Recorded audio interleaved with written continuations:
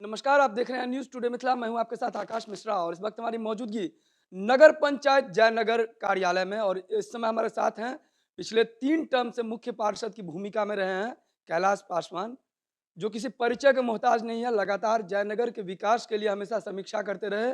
पार्षदों के बीच इनकी भूमिका रही और लगातार बैठकों के माध्यम से कहीं ना कहीं चर्चा का केंद्र बने रहे। विशेष बात करेंगे कैलाश पासवान जी से कि किस प्रकार से जयनगर का विकास होगा और कैसे पर्यटन के क्षेत्र में जयनगर की भूमिका होगी और कैसे बढ़ावा मिलेगा, ताकि आने वाले समय में मिथिला में यदि बात हो, मधुबनी जिले में अगर बात हो, तो जयनगर का भी एक कहीं ना कहीं सूरत होना चाहिए।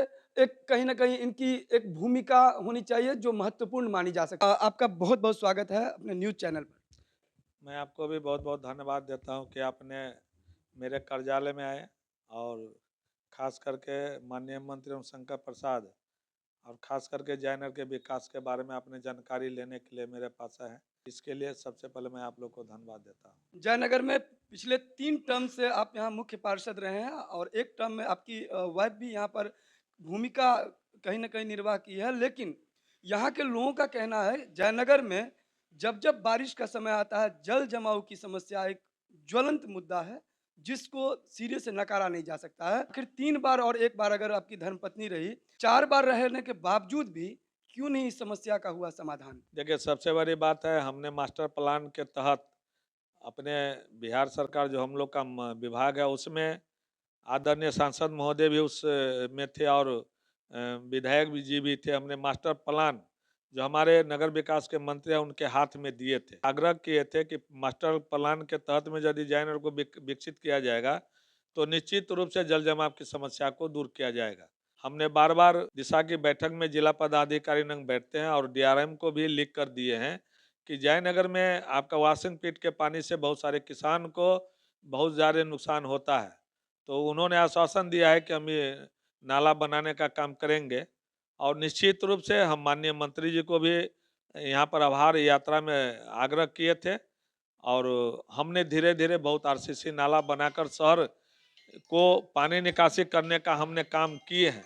हम आशा और पूर्ण विश्वास रखते हैं कि यदि हमको माननीय मंत्री जी सपोर्ट करेंगे, अब मैं भी अथक प्रयास करूंगा कि इस बार इस शहर से जल जमाव की स्थिति को हम निश्चित रूप से दूर करेंगे। यह मेरा पहला प्रयास होगा। कि जयनगर का जो विकास है, उसको लेकर किस तरीके की तैयारी चल रही है? सबसे पहले मैं इस बार का चुनाव में खास करके खजौली विधानसभा से हम लोगों ने जो अपेक्षा रखे थे कि माननीय विधायक जीतेंगे तो निश्चित रूप से बिहार सरकार में वो मंत्री बनेंगे, हम लोग की आशा था। और हम लोग ने जहाँ भी जनता के बीच में गए तो जनता के पास अपना साझा किया कि इस बार एक मौका दीजिए। तो जनता की आवाज़ खास करके बिहार सरकार माननीय मुख्यमंत्री और माननीय प्रधानमंत्री ने हम लोग की आवाज़ को सुनते हुए मधुबनी जिला में एकमात्र जो मंत्री शंकर को बनाए हैं, मैं इसके लिए मुख्यमंत्री और प्रधानमंत्री को धन्यवाद देता हूं। खास करके पर्यटन मंत्री युवा संस्कृति विभाग का उनको मंत्री बनाया गया है।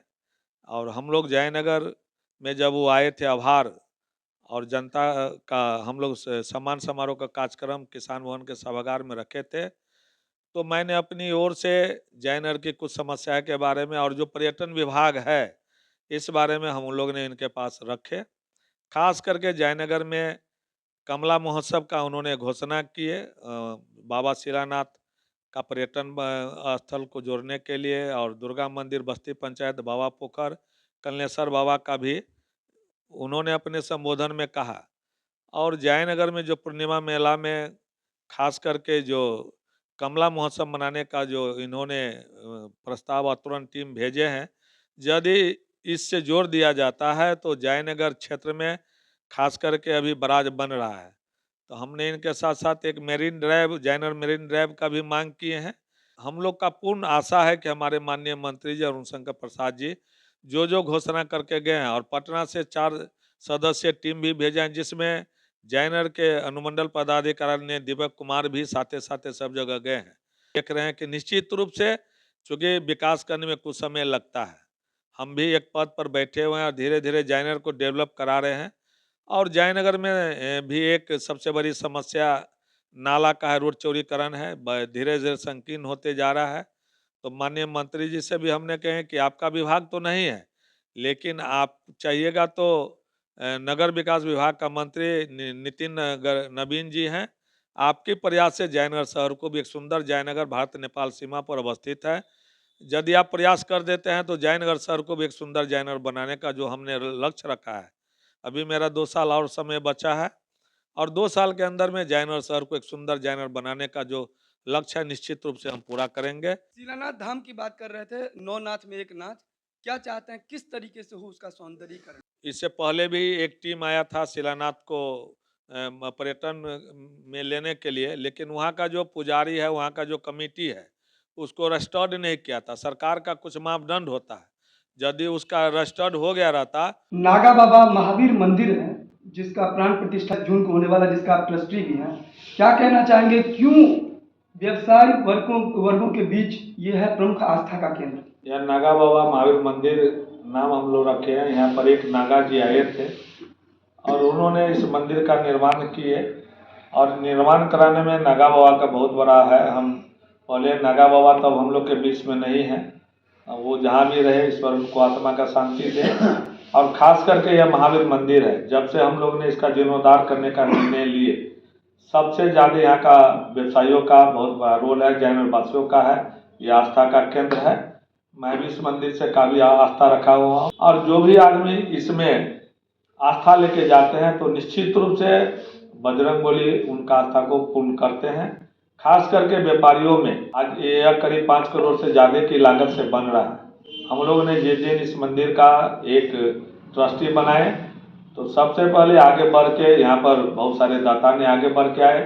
सबसे पहले श्याम प्रसाद मुरड़का 25 लाख रुपए का डोनेट किए। AP सिंह है, वो भी काफ़ी सहयोग किए। विशंबर पूर्वे जो हम लोग का इस मंदिर का अध्यक्ष हैं डॉक्टर रत्नेश्वर प्रसाद सिंह जी हैं, वो भी इस मंदिर का सचिव है। मैं भी एक सेवक हूँ, सदस्य हूँ ट्रस्टी के रूप में। और अरुण जैन हुआ, शीतल राव जी हैं, सभी आदमी ने एक बैठक करके गिरधारी श्राप है, इसका भी काफ़ी योगदान इस मंदिर को बनाने में रहा। और खास करके हरिप्रसाद गुप्ता का लड़का, वो भी इस मंदिर का ट्रस्टी है और वो भी काफ़ी सहयोग किया। सबसे पहले मैं यहाँ के तमाम व्यवसायियों का बहुत बहुत दिल से आभार करता हूँ, व्यक्त करता हूँ कि इस मंदिर को बनाने में सभी आदमी को जो बन पड़ा, सभी आदमी ने सहयोग कर रहे हैं।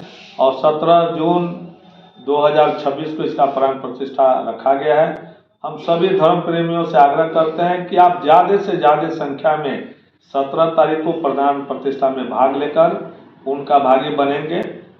एक बार नगर पंचायत के मुख्य पार्षद के नाते मैं तमाम इस शहर वासियों से, ग्राम वासियों से, अगल बगल के सभी से आग्रह करते हैं कि निश्चित रूप से 17-26 को यहाँ पर प्राण प्रतिष्ठा का समय रखा गया है और 27 तारीख को ध्वजारोहण, जैसे हमारे प्रधानमंत्री ने अयोध्या में आके ध्वजारोहण किए थे, इसी प्रकार का ध्वजारोहण आपको 18 तारीख को किया जाएगा। थोड़ा समय निकाल के, वक्त निकाल के जो प्राण प्रतिष्ठा में भाग लेकर पुण्य का भागी बनेंगे। सभी शहरवासियों को, खास करके आप लोगों को बहुत आभार और धन्यवाद।